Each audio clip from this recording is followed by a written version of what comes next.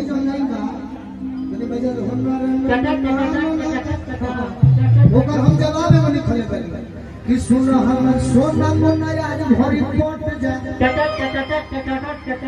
आओ हेमे एकर जवाब जे कहता कमिटी भी कहता मुछु बाबा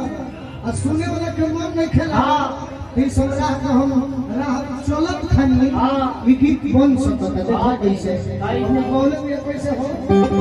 आज भर रुक जा नहरी में ढूक जा आज भर ढील दा ढोरी ये नहीं खेल रहे एकर जवाब लइका कहता कि सुन हमर सोना मन आज भरी पट जा उतर चल होने फुआला पर धीरे से फूलत जा उतर नहीं थे आवत तो पेड़ पर लटक जा माने आज के भोजपुरी हमने के बिगाड़ो नहीं जब कैसे ठीक सके जवाब हां जी सुन हमर सोना मन आज भरी पट जा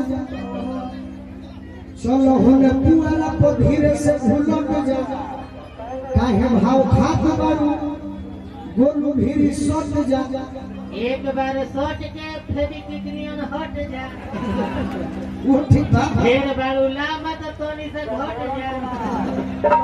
यही तरीके लइका के बिगाड़ कर भाव भाई सुना हमर सोना मन आज भगवत जा चलो होने पूरा पर धीरे से घुलट जा भीरी सट जा रोटी के भेतर करवट जा हां आ जन गोरी दूर जा दौर पन्नी हो जा अबे नियर लागल बा तो धागा देके दूर जा एकर कनु हेलु बतू रे जे आवे लागल अमर ले लो तो कहे के